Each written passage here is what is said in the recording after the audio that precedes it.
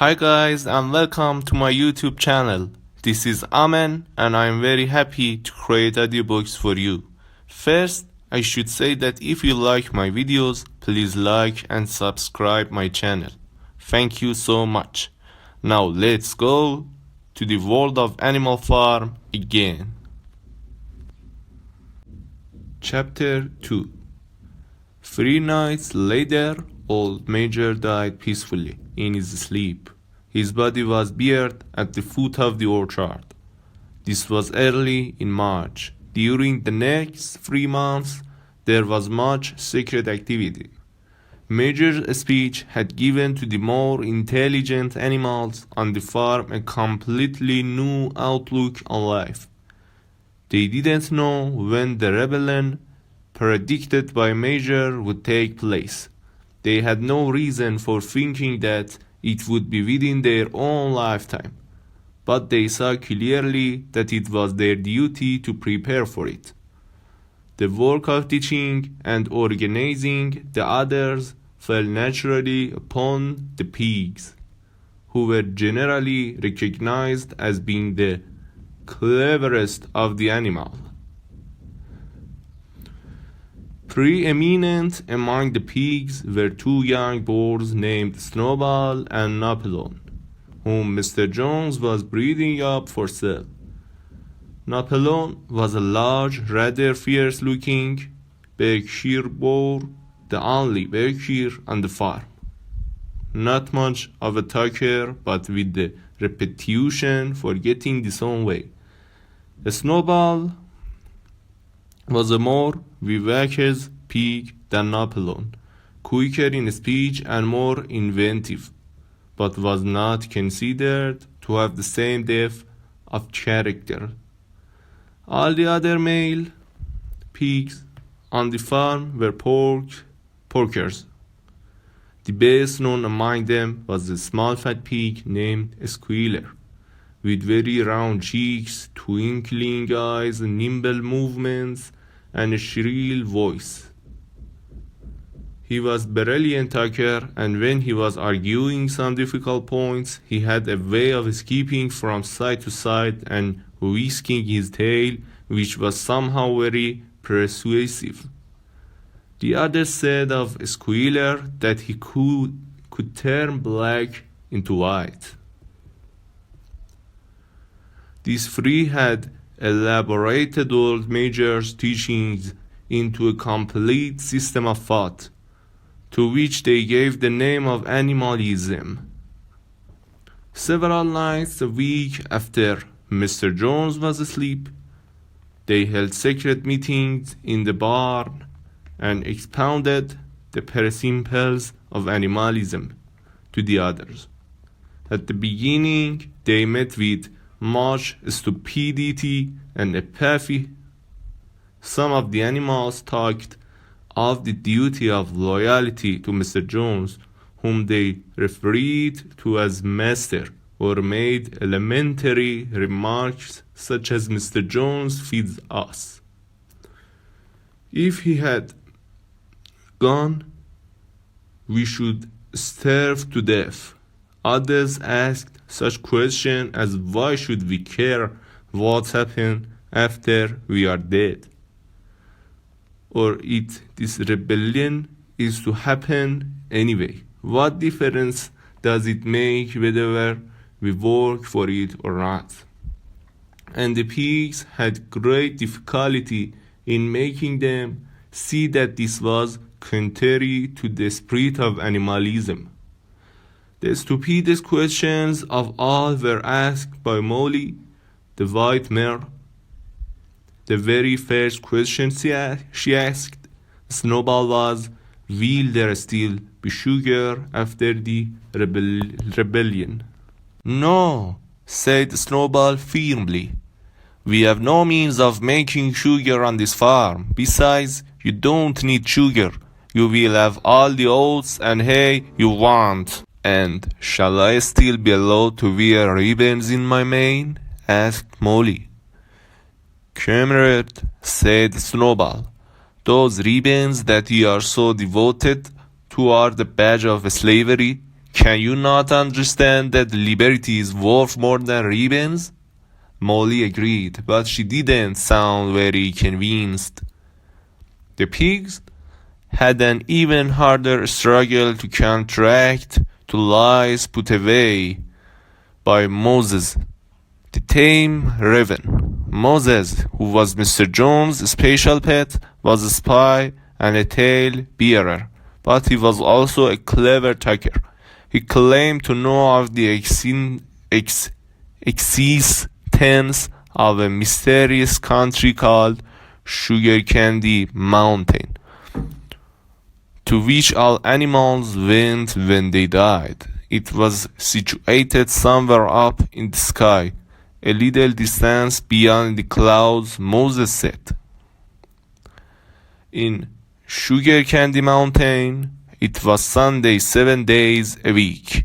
Clover was in season all year round, and lump sugar and linseed cake grew on the hedges.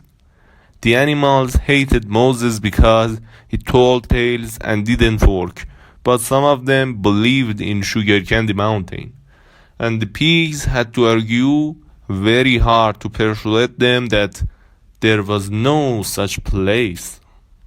Their most faithful disciples were the 2 cart horses, Bysser and Clover. These 2 had great difficulty in thinking anything out for themselves, but having once accepted the pigs as their teachers, they observed everything that they were told and passed it on the other animals by simple arguments.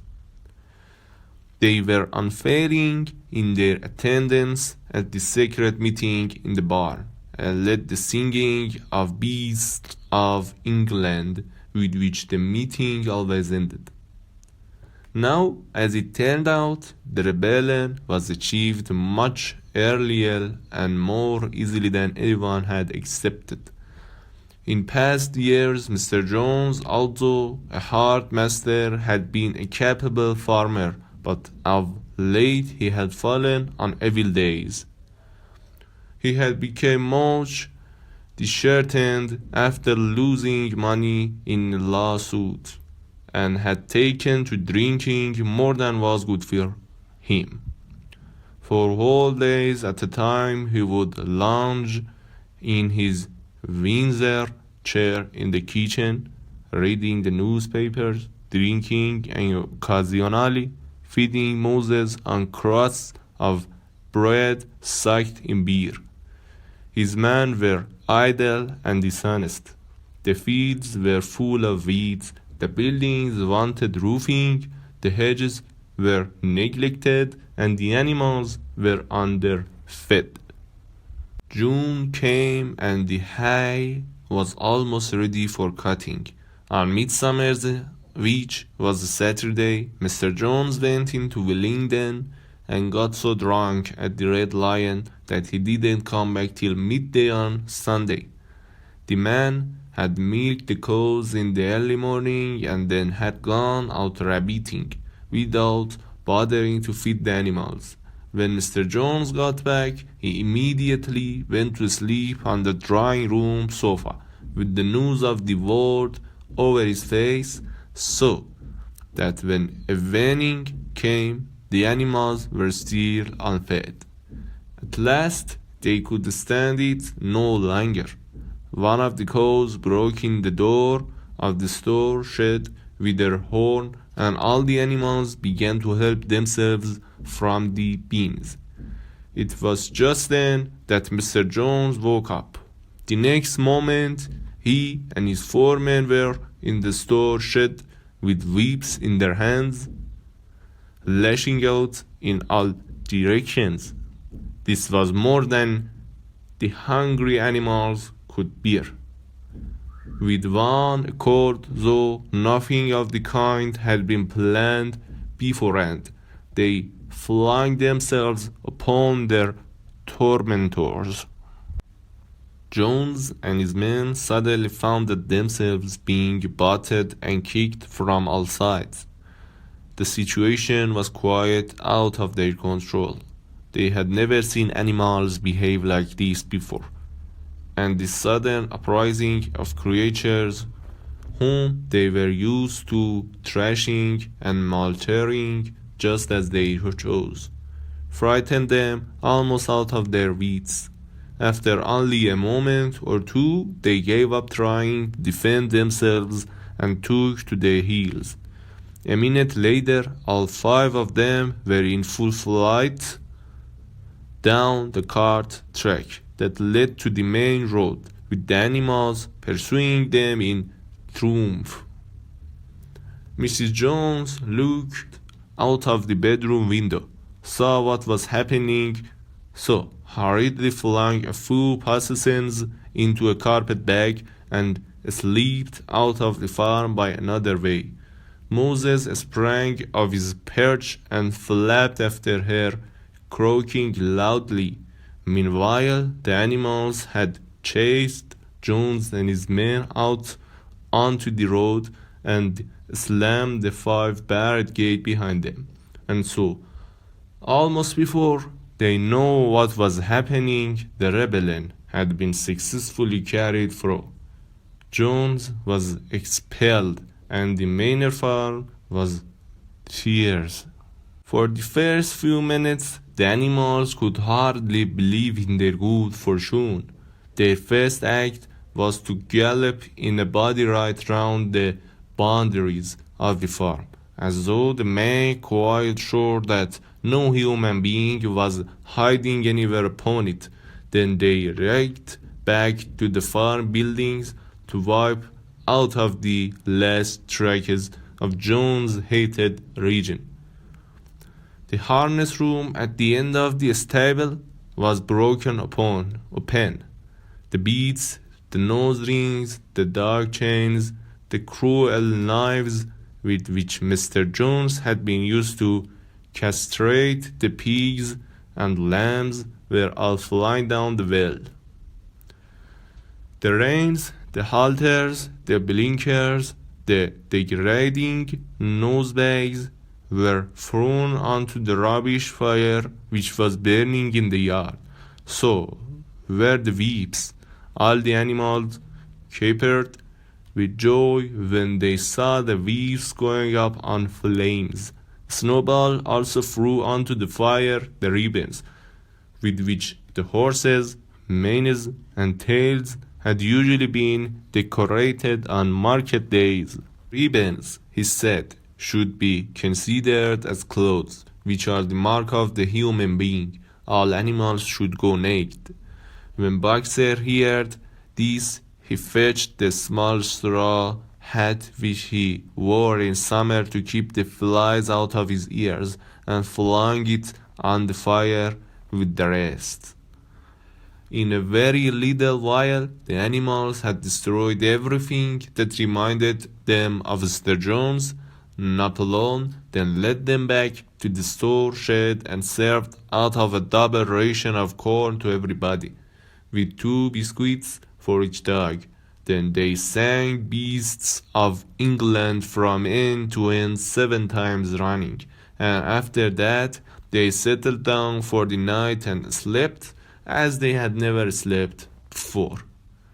But they woke at dawn as usual, and suddenly remembering the glorious thing that had happened, they all raced out into the pasture together.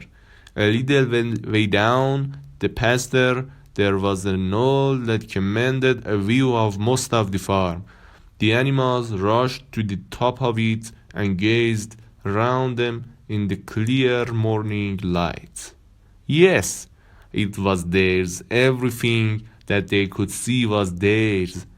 In the ecstasy of that thought, they gamboled round and round. They hurled themselves into the air and great leaps of excitement.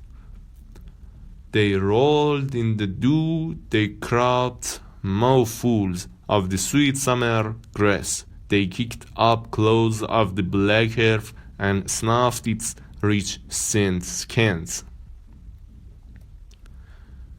Then they made tour of inspection of the whole farm and surveyed with speechless admiration the plug land. The hayfield, the orchard, the pool, the spinning, it was as far as had never seen these things before, and even now they could hardly believe that it was all their own. Then they filed back to the farm buildings and halted in silence out of the door of the farmhouse. That was theirs too, but they were frightened to go inside. After a moment, however, Snowball and Napoleon busted the door open with their shoulders, and the animals entered in single file, walking with the utmost care for fear of disturbing anything.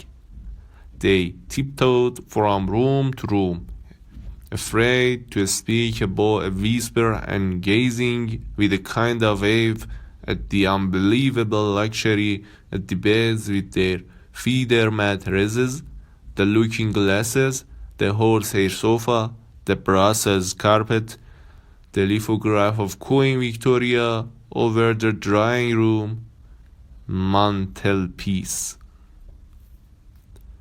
They were last coming down the stairs when Molly was discovered to be missing. Going back, the others found that she had remained behind in the best bedroom. She had taken a piece of blue ribbon from Mrs. Jones' dressing table, as was holding it against her shoulder and admiring herself in the glass in a very foolish manner. The others reproached her sharply, and they went outside. Some hams hanging in the kitchen were taken out for burial, and the barrel of beer in the scullery was stove in with a kick from Boxer's hoof. Otherwise, nothing in the house was touched. An unanimous resolution was passed on the spot that the farmhouse should be preserved as a museum. All were agreed that no animal must ever live there. The animals had their breakfast, and then Snowball and Napoleon called them together again. "Comrades," said Snowball, "it's 6:30 and we have a long day before us. Today we begin the hay harvest, but there is another matter that must be attended to first." The pigs now revealed that during the past 3 months they had taught themselves to read and write from an old spelling book which had belonged to Mr. Jones's children and which had been thrown on the rubbish heap. Napoleon sent for pots and black and white paint and led the way down to the 5-barred gate that gave onto the main road. Then Snowball, for it was Snowball who was best at writing, took a brush between the 2 knuckles of his trotter, painted out Manor Farm from the top bar of the gate, and in its place painted Animal Farm. Animal Farm. This was to be the name of the farm from now onwards. After this, they went back to the farm buildings, where Snowball and Napoleon sent for a ladder which they caused to be set against the end wall of the big barn. They explained that by their studies of the past 3 months, the pigs had succeeded in reading and principles of animalism to 7 commandments. The 7 commandments would now be inscribed on the wall. They would form an unalterable law by which all the animals on Animal Farm must live forever after. With some difficulty, for it's not easy for a pig to balance himself on a ladder. Snowball climbed up and set to work, with Squealer a few rungs below him holding the paint pot. The commandments were written on the ladder, untethered. while in great white, letters that could be read 30 yards away. They ran so. Now, the 7 commandments. The first one, whatever goes upon 2 legs is an enemy. Second, whatever goes upon 4 legs or has wings is a friend. Number 3, no animals shall wear clothes. 4, no animals shall sleep in a bed. 5, no animals shall drink alcohol. 6, no animal shall kill any other animal. And the last one is all animals are equal. It was very nicely written and accepted that friend was written friend. And one of the S was the wrong way round. The spelling was correct all the way through. Snowball read it aloud for the benefit of the others. All the animals nodded in complete agreement, and the cleverer ones at once began to learn the commandments by heart. Now, comrades, cried Snowball, throwing down the paintbrush to the high field. Let us make it a point of honor to get it in the harvest more quickly than Jones and his men could do. But at this moment, the freakos, who had seemed uneasy for some time past, set up a loud lowing. They had not been milked for 24 hours, and their udders were almost bursting. After a little thought, the pigs sent for buckets and milked the cows fairly successfully, their trotters being well adapted to this task. Soon there were 5 buckets of flowing creamy milk, at which many of the animals looked with considerable interest. "What is going to happen to all that milk?" said someone. "Jones used sometimes to mix some of it in our mash," said one of the hens. "Never mind the milk, comrades," cried Napoleon, placing himself in front of the buckets. "That will be attended to. The harvest is more important. Comrade Snowball will lead the way. I shall follow in a few minutes. Forward, comrades. The hay is waiting." So the animals trooped down to the hayfield to begin the harvest, and when they came back in the evening, it was noticed that the milk had disappeared. The end of chapter 2. Thank you guys for listening me. Hope to be helpful and full of benefit and enjoyable for you. I'm really thankful. If you like the podcast, please like and subscribe my channel. Thank you so much, and goodbye until tomorrow.